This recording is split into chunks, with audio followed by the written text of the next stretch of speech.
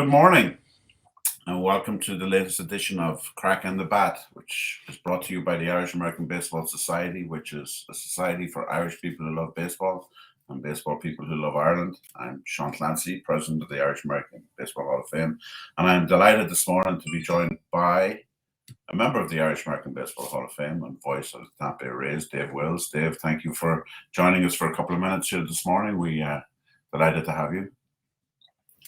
Great to be here. Thanks for having me, and yeah, good morning. And good morning. I'm not really accustomed to doing too many things in the morning, but great to be here, and happy to help out here for a while.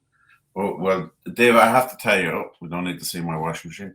I have to tell you that the reason why I want to have you on is many-fold, but what I wanted to talk to you about came about when I was delighted to be a guest at your St. Patrick's Day party a couple of years ago at your house. Now, I thought I had heard every single Irish or Irish American song until that day when you were blaring something that I guess is from the south side of Chicago, and I'd never heard it. Yeah, and I knew there was something I was supposed to do this morning. I was going to pull up the lyrics to the Southside Irish. We used to hear it all the time for the Southside Irish Parade, which was on Western Avenue. It still is.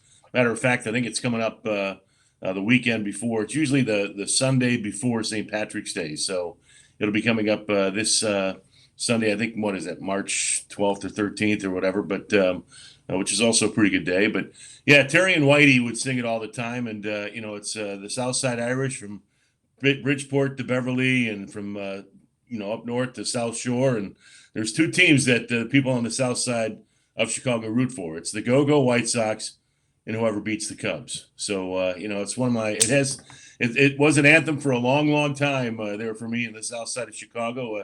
Matter of fact, when I was doing pregame and postgame shows for the Chicago White Sox, I used to call it the South Side Trifecta. When the White Sox would win, the Cubs would lose.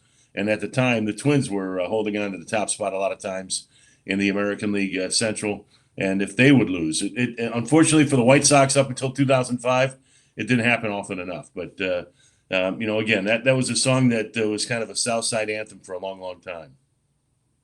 Yeah, so let's talk a little bit. What was it like growing up in the South Side? Oh, it was awesome. Again, a lot of people wonder how you become, you just because you're on the south side of Chicago, you become a White Sox fan, but that's not necessarily the case. As a matter of fact, my first ever game was a Cub game. Rode the train with my mom and my younger brother Bill downtown to meet my dad, who was working for IBM at the time, and we met him at the IBM office, and then we took another train from downtown Chicago up to Wrigley Field, and again, it was neat to go see a big league baseball game. I think it was a Cubs-Cardinals game. We had incredible seats, but it was a midsummer's July afternoon at Wrigley Field, and all I remember, and I wasn't quite as portly back then. I was actually a skinny kid, but it was still smoking hot. I remember, just kind of going through my dad's handkerchief that day, trying to stay cool. And I don't even know if we made it through the entire game, which was blasphemy. But then a few weeks later, went with my mom's brothers with my dad and my younger brother, and we went to a White Sox game at night. And I thought that was the coolest thing in the world to be playing baseball under the lights. And so I kind of fell in love with that White Sox team back in the early 70s. Bill Melton winning the home run championship back in 1971. And, my first glove was a Billy Williams glove, though, another former Chicago Cub. And then the broadcast that got me started in the minor leagues was me doing a game from the catwalks of Wrigley Field. So I've got a lot of Cub in me, but I grew up a White Sox fan on the south side of Chicago, hung out with a lot of, again, being an Irish Catholic family. We were one of five, but we were one of the small. I was the oldest of five kids, but we were one of the smaller families. We had the Cahills who had 8, the Hineses who had 8 kids. I think the Cahills might have had 11, as a matter of fact. The Hineses had 8, the Hayeses had 8. So you hung out with the McNallys and the McNicholases, and there was a lot of Irish on the south side of Chicago growing up and playing baseball. And you look at the rosters of a lot of those teams back in the day, and I played for the Cobras and then the Dusters in Little League, and you saw a lot of Irish last names on the south side of Chicago, in Oak Lawn specifically, where I grew up. Now, so was it so basically there was a strong sense of being Irish. I mean, it wasn't you weren't just Irish in March. It was, you know, like how far back do we have to go before we find people that talk like me in your Not not far at all. As a matter of fact, I could totally understand you, which again took a little while. Sometimes I'd be like, "Excuse me, what?" But we have the Murtaughs and a few other ones that would come into TC Pub, and when I was bartending there way back in the day, and they had their flat top hat on, and that's a South Side of Chicago staple on days during the winter months where that's the hat they put on, not the big knit skull cap that you see people putting on nowadays. It was the flat top hat that is so prevalent in the city of Chicago, and especially on the South Side. But there was a guy, Jim Murtaugh, who loved the man to death. One of the nicest guys I ever met, going back to my bartending days. Treated me not like a bartender, like some people have a tendency to do when they think that you're just slinging beers and pouring drinks. But this guy was the nicest man in the world. He'd leave nice tips for the kids when we'd be raising money for Park Lawn, trying to do some nice things for them. And yet, to this day, I don't know if I've ever understood a word that he ever said. I just knew that, what beer he wanted and what he liked, and would nod my head and do a lot of yes like this. But there's a lot of guys with the old Irish brogue on the South Side, and again, growing up in Oklahoma, St. Germain Parish, St. Gerald, St. Linus, St. Catherine. That's the neighborhood you were from. When you mentioned you were from somewhere on the South Side of Chicago, they didn't need to ask you what was the intersection or what town. They asked you what parish, and that's how they kind of filled in specifically where you were growing up in the city of Chicago, especially, but also even on the South Side, South suburbs. There's a some people take exception to South suburbanites like myself. I was born in the city of Chicago, but raised in Oak Lawn. They don't consider us to be South Side. We're South suburbs.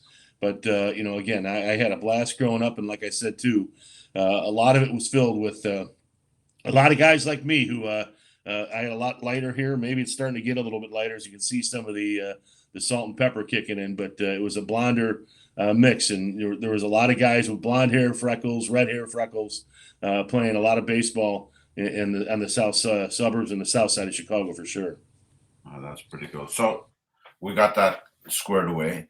So let's talk a little bit about how that, good-looking, blondie, freckled kid, uh, the journey that has taken you now to be, one of the finest, if not the finest, baseball play-by-play guys in baseball. So Well, you're I mean, it really goes back to the fact that I just wasn't good enough to play. I wanted to be actually I went to college, and I was just going to small school Elmhurst College to be a student. I was a very mediocre high school student, more than mediocre high school basketball player, maybe a little bit better of a baseball player, but didn't play my senior year. So went to Elmhurst College just to be a student. And next thing you know, about a week into school, they said that they only had about 11 or 12 guys out for the basketball team, needed a few more warm bodies. I went to a couple of early fall practices and ultimately ended up making the team. Scored my 1 point on December 20th, so at least I wasn't shut out of my freshman year. On my bio in the media guide, it said he's a year away. I think if they were still writing that bio right now, they'd probably say he's still a year away. But had just played the 1 year of basketball, and the next thing you know, baseball kind of came a call, and they found out I was left-handed. They had graduated about 3 or 4 pitchers the year before, gave it a shot, and it worked out really, really well. I ended up pitching a lot the last 3 years I was at Elmhurst College. I had a pitching coach by the name of Mike Young, who grew up on the north side of Chicago, went to school in Wisconsin, and then started traveling Europe and in Australia as a baseball player, kind of a nomad. Just went from town, country to country to keep on playing baseball. Ultimately landed down in Australia and ended up being the Australian national team head coach for their Olympic team back in 2000, I think, and one of the other years after that. And when I was the head baseball coach at the University of Chicago in 1990, I called him up to be a reference on my resume, and he said no. And I said, well, why not? And he said, I want you to get out of coaching. I want you to get back into broadcasting. And I had kind of taken a detour from broadcasting after graduating from college. I did it for a number of years at a company called Sports Phone, the old 9761313 number. Kind of got bored with that, and I went off and did a couple things in PR and did a few other things. And the next thing you know, I ended up back coaching at my alma mater, Elmhurst College. Then the University of Chicago called. I coached that team for 1990 and had a blast doing it. It wasn't, we played teams like Notre Dame, St. Joseph's in Indiana, up and down, and went down to Florida, played teams like Johns Hopkins, Case Western Reserve, some really, really good schools, Brandeis, and had a blast doing it. And I thought I wanted to coach. And he said, no, get back into broadcasting. I sent him a tape of me doing that game at Wrigley Field. And a few weeks later, the owner of the soon-to-be Kane County Cougars called me up and said, I'd like to meet with you. And I met with him at his office, and he said, well, if it was up to me, I'd make you the play-by-play guy right now. But we're going to hire our general manager, and then I'm going to let him make the decision. So our general manager, Bill Larson, gets hired. This is in late November. And then in early December, I think I went out to Kane County for 3 different interviews while I was bartending and working till 4 o'clock in the morning. And I think I finally showed up to the last one about 4 hours late because I was up till 4 o'clock in the morning the night before. But he still hired me. I'm not sure to this day he's ever listened to my tape, because I've heard stories that he would go into the booth next to me and talk with our official scorer, Marty Cusack, another fine Irish lad, and would just listen and say, who's this guy on the radio right here? You listen to the Cubs or the White Sox? And he'd say, well, I'm listening to our guy. This is the Cougars guy. So did that for 5 years, parts of 5 years. And then the White Sox came calling, and I was fortunate enough that the radio station that I was on at Kane County could reach almost 3 million people. And while I was with the Cougars, I applied for a couple of big league jobs, and I had a few people tell me, you got to go from A ball to double A to triple A. And I didn't quite understand that, because I didn't understand why I would have to leave Kane County radio, which was reaching 2 to 3 million people, to go to, say, Mobile, Alabama, and get on a radio station that reaches 25,000. And that's going to make me a better broadcaster because I'm calling better baseball, maybe. So fortunately, the White Sox gave me a shot. And then in 2004, I heard rumors that the Tampa Bay Devil Rays were looking for a radio guy. And I actually sat on that for about a week. I didn't do it. Wasn't ready to do it because I just moved into a new home in further south of Chicago in Orland Park, and was really kind of comfortable with what I was doing. I was doing White Sox pregame, postgame, and some play-by-play. I was doing UIC Flames basketball play-by-play. I was hosting a show with the Notre Dame athletic director, Kevin White, doing some pregame football and basketball for Notre Dame, and then doing a TV show in Chicago. So I was really doing like 5 or 6 jobs, but it was paying all the bills and then some. And so I was kind of like, I'm not sure. The Devil Rays aren't very good. I haven't heard great things about the team. And lo and behold, I just thought to myself, you know what? It's one of 30 jobs in the world, so I better give it a shot. I sent the tape in. There's a mutual friend of ours, Rick Vaughn, who I understand on that particular day had just been in with a group of people who dwindled the pool of almost 300 applicants down to 10. And somebody walked in and said, hey, I've got a envelope here with your name on it.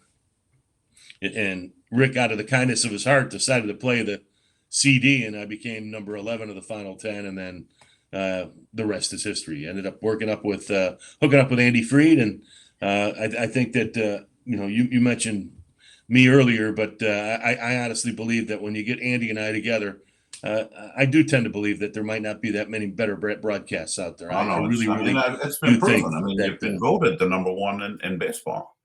Again, and that's all nice and dandy, but I love working with Andy, and it's been a blast ever since. I'm glad I did it. Okay, and now listen, and I'm going to preface this by saying I love Andy as well, but I have a question for you. Is there anybody living or dead that you could do one game with? Who would it be? Oof. Now I'm going to make this easy. I'm going to take John Sterling out of the equation for you. Anybody other than John?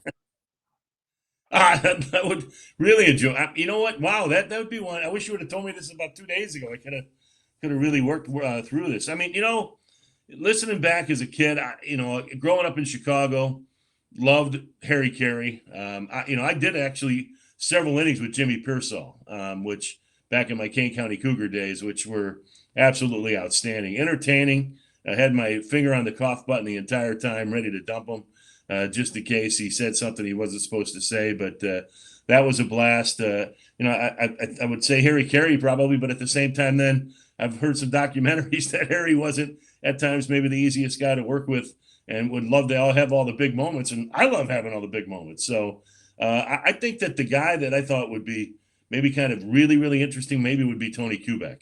I think Tony's a guy that, from a color commentary standpoint, Tony's a guy that was probably one of the best in the business, if not the best in the business for a long, long time there. And I think he left the game really, really early. I think he would have been a blast to do a game with, just to continue to learn about the game. I mean, you never really should stop learning about the game. I love talking to baseball people. It's one of my favorite things to do when I'd go to Foleys, is to talk to different baseball people, especially umpires, learn some of the nuances of what they're doing and how they're doing it, and different ways that they call a game. So I think Tony would have been on the list. Obviously, Vin Scully. But Vin, I wouldn't want to ruin his booth. I mean, I don't want to be in there and ruin what Vin Scully's doing. But that was one of the joys of a lifetime, was being able to meet Vin Scully and then have him be not only as nice as you would expect him to be, but nicer. Yeah. I mean, oh, Dave and Andy, come on in. I was hoping you'd stop by, and spending some time with Vin, and then at the end of it, congratulating him on doing, I think it was 67 years or something like that of Major League Baseball. And I told him that I was doing the math the night before, that if I did this for 67 years, I'd be 116 my last year of doing baseball. And all he did was look at me and go, well, Dave, we're all living a little longer nowadays. And, so it was quite the ending to that. But, I'm sure there's going to be a name that's going to pop up. And then the next time you and I get together, we'll have a nice conversation about it. But, how can you pass up guys like, Lou Gehrig, or, down the line, maybe having a couple beers with Babe Ruth, or well, no, that was going to be. I was yeah. going. That was what I was going to bring up. Was I was going to say, if we had a table in the corner at Foley's and you have 5 people to pick with, but seeing as the last guy that they asked to do that brought up Hitler and somebody else, I thought, maybe we won't go quite that far. But it's funny, he's not on my list. I'll just you mentioned you're like meeting Vin Scully. So I brought my father with me to go out to present him with his plaque for when he was inducted into the Irish American Baseball Hall of Fame, and he's actually a second cousin of my father's. And so, I mean, I was just like, in awe. And he was the same thing. He's like, Sean, I've been dying to meet you. He said, and is this your father, John? And he's like, John, I want to talk to you about Ballyconnell. And I was like, whoa. This is Vin Scully. I want to talk about baseball. And my father's like, I remember when your father was leaving Ballyconnell, and me and my brother, we helped catch the chickens. And I was like, I never thought I would be having a conversation about catching chickens with Vin Scully. But he made it sound more interesting than anybody else in the world could probably do. Yeah, I mean, it's I used to, whenever there would be an evening where I knew I wouldn't be seeing someone like yourself later at night, and I would always time leaving Foley's so that I would get the first 3 innings that he would do on the radio on his own. And and I think it's and that says a lot about appointment radio when it comes to baseball. And I just got a tweet. Was just talking about a Casey Kasem note that I heard last night while I was chilling out. And we're supposed to be reporting to spring training here today, but you had a couple fans come in and say, I just miss hearing your voice. And and that's just it. I mean, we are the soundtrack of the summer. I've stolen Andy's line here for the last 10, 12 years. That we just try to be good company, and there was no better company than Vin Scully, as you said. Being able to, put Vin on the radio and drive home from Foley's was about as comfortable as some old comfy shoes or sandals or whatever the case may be. So that's what we just try to do, and he was the best of the best.